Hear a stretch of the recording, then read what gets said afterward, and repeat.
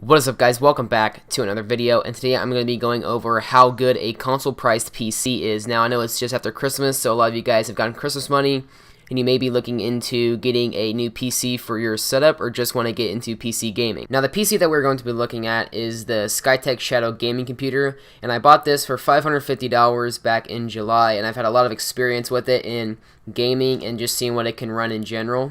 Now, if you are looking to purchase this PC, I have a pretty good review I did on it back when I first bought it, so just click right there and I go over all of the FPS tests and stuff like that for it. So now let's go ahead and take a look at the current consoles that are out right now and the prices for them. So the PS4 is going to be running you about $270, and the Xbox One costs about the same. Now, you're probably thinking that this PC costs way more than the current consoles out right now, but you're not going to be able to find a PC that runs any games as good as the PS4 or the Xbox One does for $270. Also, if you're looking to play Xbox or PS4 with a mouse and keyboard, you're going to need to purchase a XIM or any type of adapter to convert it to be able to play like that, and that's going to cost you around $100. Now let's take a look at the console specs as if they were a PC and compare them to the PC that we have purchased. Here are the specs for the PS4 as if it was converted to a PC, so it's not the same, but keep in mind that most of the hardware inside the PS4 at this moment is outdated, but that's not really too much of an issue because all the coding for the games that are played on PS4 are completely different from the PC, so it just runs it just fine, and PS4 is not as good as a PC, obviously, and you can get so much more out of PC gaming. These are the specs for the Skytech PC, and as you can see here, the CPU isn't as good as it can be, so you're going to notice that it's a little slow when you're loading up like Google Chrome or Internet Explorer or stuff like that. So now that we have all the stats for all the different systems we have, the PS4, the Xbox One, and the PC, let's go ahead and take a look at all the games that the PC I have here can run, and keep in mind all the gameplay that's been in the background of this video has been recorded on the PC that I'm using right now, and it's the one that's in the video. The first game that we have on the list is Call of Duty Black Ops 3, and the only thing really awful I've noticed about this running with this PC is its load time, and that's because of the small RAM. And it's what you're going to get with most consoles too. I mean, your loading time on console is pretty good considering that its coding is completely different from PC, so it can handle different stuff like that's not compared to a PC. But yeah, just the reason that it has really low RAM, 8 gigs of RAM, it's going to load in a little later, so you might not always get into the game right that second, you know, so you might be a little late loading in from everyone else. But besides that, I didn't really have any problems with it. It maintained about 60 FPS most of the time, except whenever there was a lot of explosions or there was just a lot going on, a lot of people in your area. But, I mean, it ran it on pretty good settings too, medium to high settings, and that's about what you're going to be running PS4 games on too, medium to high settings, and overall, it ran pretty well.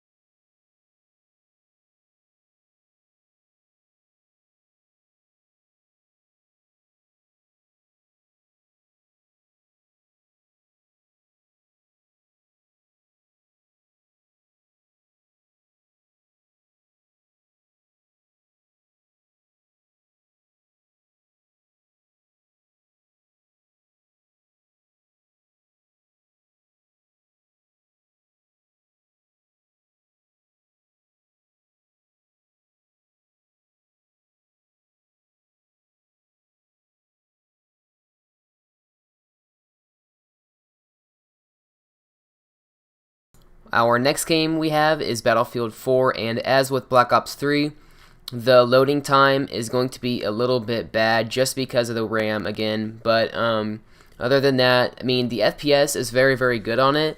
I had it on medium high settings, I think it was, again, just to maintain over 60 FPS. You can put it on high settings or even like ultra settings, but when you do that, it's going to drop your FPS a little bit again. As you can see right here, I'm maintaining about 60 FPS with it, and I just like it because it makes the game feel more smooth and everything. But if you want it on Ultra to look really, really good, it can run it above 30 FPS most of the time.